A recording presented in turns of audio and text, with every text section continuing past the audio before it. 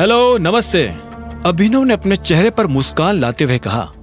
वो भले ही कितना भी थका हुआ था, लेकिन वो इन लोगों को पता नहीं चलने देना चाहता था कि वो क्या करके आया है। जैसे ही अभिनव ने चहकते हुए नमस्ते किया तो शर्मिला, अनन्या और राजीव उसे देखने लगे। उनकी आंखों में एक अजीब सा गुस्सा था। अभिनव उनकी आंखें देख हैरान हो गया। अभिनव को यह तो नहीं लग रहा था कि वो लोग मुस्कुराते हुए उसका स्वागत करेंगे, लेकिन आज जिस तरह का गुस्सा उनकी आंखों में नजर आ रहा था, उसे देखकर अभिनव को कुछ अजीब लग रहा था। मैंने कहा नमस्ते एंड हेलो अनन्या। अभिनव ने दोबारा मुस्कुराने की कोशिश करते हुए कहा, पर यह सुनते ही उन तीनों का गुस्सा और ज्यादा बढ़ चुका था। शर्मिला ने उबलते हुए कहा, क्या सही टाइम पर आए हो? अभिनव ने यह सुनते ही अनन्या को देखा। वो ये पता करने की कोशिश कर रहा था कि वहां क्या हो रहा है, लेकिन अनन्या ने भी एक गहरी सांस ली और अभिनव से नजर फेर ली। अभिनव से रहा नहीं गया तो उसने पूछा, क्या मैंने कुछ गलत किया है? राजीव ने उसे एक पल को देखा और फिर टेबल पर रखा अपना फोन उठाया, उसमें कुछ खोला और आखिर में स्क्रीन अभिनव की तरफ घुमा दी। अभिनव पास आया और उसने राजीव से फोन ले लिया। फिर उसने स्क्रीन पर जो देखा उसे देख उसकी आंखें फटी की फटी रह गई। स्क्रीन पर एक वीडियो चल रहा था जिसमें अभिनव उस लड़के को होटल के अंदर बुरी तरह से पीट रहा था। अभिनव को यह देखते ही अंदर से बुरा लगा।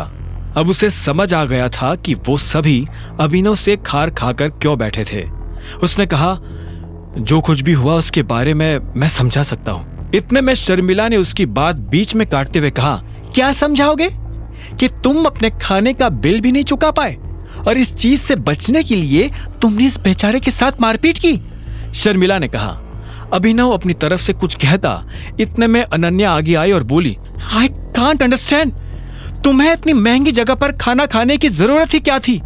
तुम तो घर से ये कहकर निकले थे ना कि तुम जॉब के लिए जा रहे हो। फिर अभिनव फंस गया। उसने वीडियो को दोबारा देखा। पूरे वीडियो में उसे चाहत कहीं भी नजर नहीं आ रही थी। ये देख अभिनव की जान में जान आ गई। अगर उन लोगों को पता चलता कि अभिनव चाहत के साथ था तो उसके लिए जवाब देना और भी भारी हो जाता। वो ऐसा कुछ नहीं करना चाहता था जिससे अनन्या और ज्यादा नाराज हो। हमने तुम्हें इसलिए तो अपने घर में जगह नहीं दी थी कि बाहर जाकर तुम हमारे परिवार की सरे बाजार इज्जत उछालो। जब बाकी दोनों महिलाओं ने अपनी बात कह दी तो राजीव से भी नहीं रहा गया और उसने भी अभिनव को सुनाना शुरू कर दिया। उसने आगे कहा, अनन्या का पति, इस घर का दामाद, पब्लिक में इतने बड़े होटल के अंदर ऐसी गिरी हुई हरकत कैसे कर सकता है? आप सभी ऐसा इसलिए कह रहे हैं क्योंकि आपको सच पता नहीं है। आपने इस लड़के को मार खाते हुए तो देख लिया, लेकिन आप लोगों के मन में यह सवाल नहीं आया कि मैंने इसे मारा क्यों?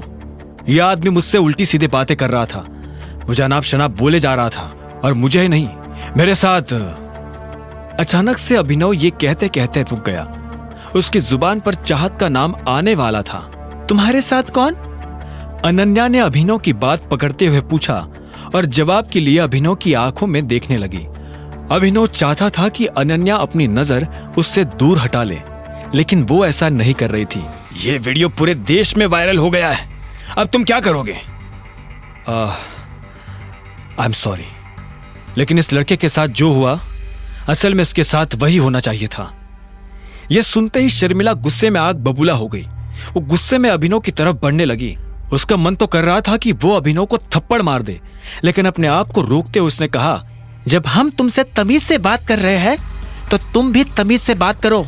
परिवार की नाक कटाने के बाद कह रहे हो कि ये जो तुमने किया वो सही किया, और तुम्हें क्या लगा तुम्हारे ऐसे बोलने से हम तुम्हें गले लगाएंगे, शाबाशी देंगे? ना तुम्हारे पास कोई नौकरी है, ना तुम इस परिवार की मदद करना चाहते हो, तो कम से कम भगवान के लिए ऐसा कुछ तो मत करो जिससे इस परिवार को नीचा देखना पड़े। शर्मिला, शांत हो जाओ। राजीव ने शर्मिला को रोकने की कोशिश की। अनन्या की शादी अगर किसी से होनी चाहिए तो वो है चिराग, सिर्फ चिराग।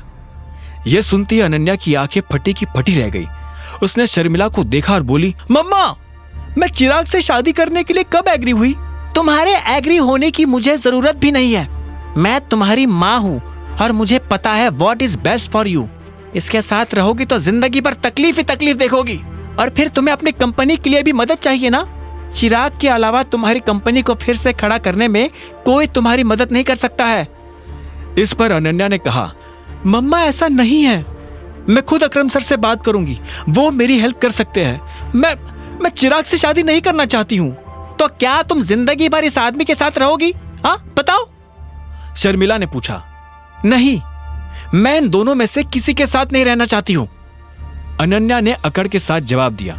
आगे की कहानी जानने के लिए देखें अगला एपिसोड सिर्फ पॉकेट एफएम के YouTube चैनल पर, और द रिटर्न ऑफ टाइगर के सारे एपिसोड्स को सुनने के लिए डिस्क्रिप्शन में दी लिंक से डाउनलोड करें पॉकेट एफएम ऐप।